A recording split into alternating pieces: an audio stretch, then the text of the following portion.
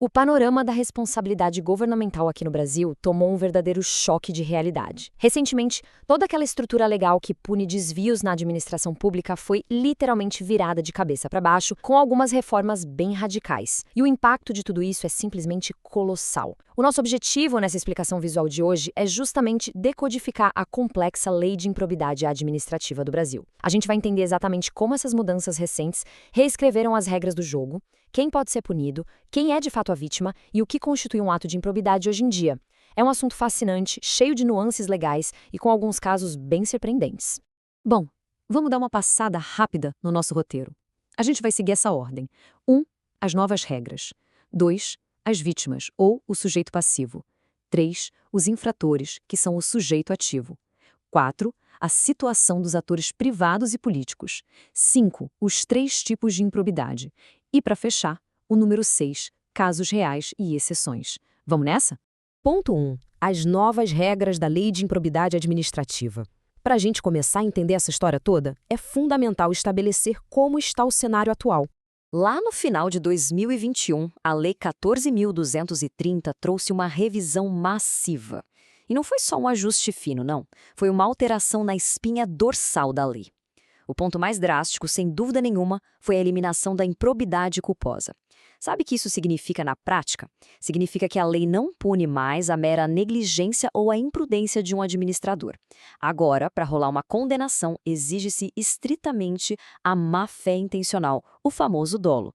Além disso, o prazo de prescrição foi esticado para 8 anos e apenas o Ministério Público passa a ter legitimidade para iniciar essas ações, tirando essa prerrogativa que antes também era da Fazenda Pública.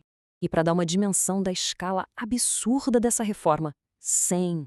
Olha só, esse não é um número qualquer. Ele representa a quantidade aproximada de normas da antiga lei que foram modificadas pela legislação de 2021.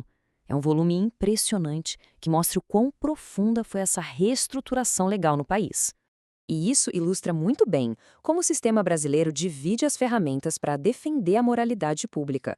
A gente tem 2 vias principais que funcionam de jeitos bem diferentes.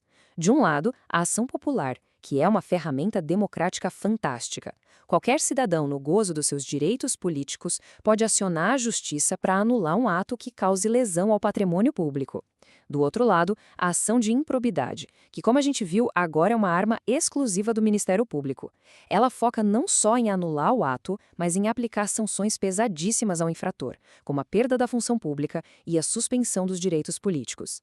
São 2 caminhos que andam em paralelo, mas com propostas totalmente distintas. E aqui fica clara uma premissa fundamental. A responsabilidade no Brasil tem várias caras. Um servidor pode responder administrativamente, civilmente e até penalmente pelo mesmo ato. Mas a ação de improbidade opera na sua própria bolha, em uma esfera judicial totalmente independente. É exatamente por isso que os especialistas chamam isso de quarta esfera de responsabilização. Ou seja, o resultado de uma investigação no Tribunal de Contas ou num processo disciplinar não dita obrigatoriamente o destino final do processo de improbidade. 2. Vítimas, o sujeito passivo. Vamos estreitar um pouco o nosso funil de análise e ver quem fica do lado prejudicado da história. Afinal, quem exatamente a lei tenta proteger? O leque de vítimas é enorme. Entra, claro, a administração direta e indireta, como a União, estados, municípios e empresas públicas. Mas a lei vai um passo além. Entidades privadas também podem ser consideradas vítimas desde que recebam dinheiro público, como incentivos fiscais ou subvenções. Dá para pensar nas ONGs e organizações da sociedade civil, por exemplo. Mas, detalhe super importante, há uma exceção explícita para os partidos políticos e suas fundações. Os danos sofridos por eles não entram na lei de improbidade, tá? Eles têm uma legislação própria para isso. 3. Infratores, o sujeito ativo. Virando a moeda, a gente precisa olhar para quem acaba no banco dos réus. A definição de agente público para a lei de improbidade é absurdamente ampla. Esquece aquela ideia de que é só o servidor de carreira concursado de terno e gravata. Engloba absolutamente qualquer pessoa que exerça mandato, cargo, emprego ou função nas entidades vitimadas.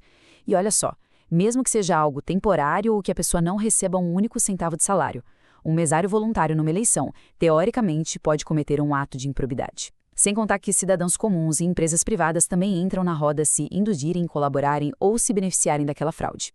4. Cidadãos privados e agentes políticos. E é justamente isso que nos leva a um território fascinante e cheio de zonas cinzentas. Como será que pessoas da iniciativa privada e figuras políticas do alto escalão se enroscam nas garras dessa lei? Para ancorar esse conceito de improbidade imprópria, a gente tem um caso real e super famoso no Brasil. O caso Chateau. O Ministério Público ajuizou uma ação contra a produtora e o ator e diretor Guilherme Fontes. O cerne da acusação era a gestão de cerca de 51 milhões de reais que foram captados via leis de incentivo à cultura para fazer o filme Chateau, O Rei do Brasil. Um projeto que acabou atrasando quase 20 anos para ser lançado. E aí vem o pulo do gato que gerou uma jurisprudência fortíssima. O Superior Tribunal de Justiça, o STJ, bateu o martelo numa regra de ouro. Um particular jamais pode ser processado por improbidade sozinho. Não tem jeito. É obrigatório que um agente público esteja sentado ali do lado dele no processo, como corréu.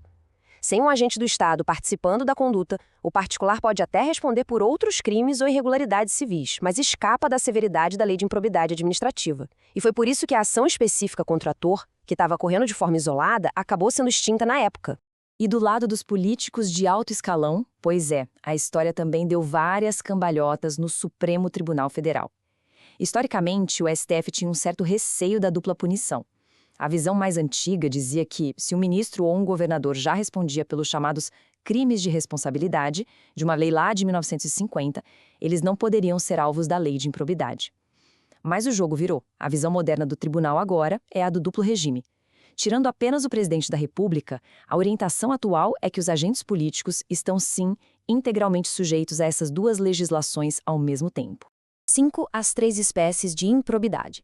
Agora que a gente já mapeou as vítimas e os infratores, vamos categorizar a natureza dessas infrações. É literalmente uma escada de gravidade. A lei divide isso em 3 degraus, nos artigos 11, 10 e 9. No primeiro degrau, na base, a gente tem o artigo 11, condutas que ferem os princípios da administração pública. O detalhe vital aqui é que a improbidade pode acontecer mesmo que não falte um único centavo nos cofres públicos. Basta o rompimento doloso da moralidade. Subindo um degrau, vem o artigo 10. Aqui já muda de figura, porque exige a comprovação real de dano ou prejuízo financeiro ao erário. E lá no topo, a infração máxima, que é o artigo 9. Acontece quando o gestor usa a máquina não só para dar prejuízo, mas para colocar dinheiro no próprio bolso, o chamado enriquecimento ilícito. E as sanções, claro, sobem junto com essa escada. 6 casos reais e exceções. E para fechar nossa análise com chave de ouro, vamos dar uma olhada numa das teorias jurídicas mais controversas aplicadas recentemente. Estão falando da teoria da cegueira deliberada, também conhecida e de forma bem curiosa como a teoria do avestruz. Ela veio da Suprema Corte dos Estados Unidos e descreve perfeitamente aquela situação onde o administrador finge que não está vendo a corrupção acontecendo bem ali, debaixo do próprio nariz. A analogia é simples, é que nem um avestruz enfiando a cabeça na terra para não ver o perigo, na tentativa de se esquivar da responsabilidade ou colher os benefícios sem sujar as mãos diretamente. Mas e como isso aterrissa aqui no Brasil?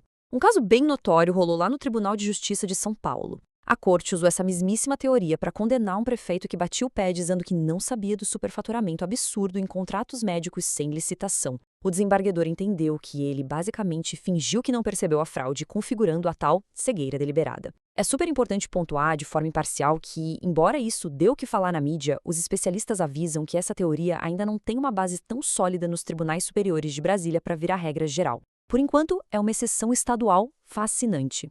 E tudo isso nos leva a uma reflexão final que é absolutamente crucial. Pensa bem, com mais de 100 modificações e essa nova exigência inegociável de comprovar o dolo, além no fim da punição para quem foi só negligente, a gente entra num debate gigante. Será que essa nova arquitetura legal vai finalmente encontrar aquele equilíbrio perfeito, punindo só uma fé escancarada e protegendo os gestores bem-intencionados de processos injustos? Ou, sem querer, vai acabar abrindo espaço para a teoria do avestruz virar rotina, criando esconderijos perfeitos para quem convenientemente decide não ver a corrupção do lado? É uma pergunta complexa que vai definir o futuro da integridade pública do país e, para quem acompanha de perto o funcionamento da máquina pública, é algo para se pensar muito seriamente. E aí, fica a reflexão para a gente. Valeu para acompanhar mais essa análise de hoje.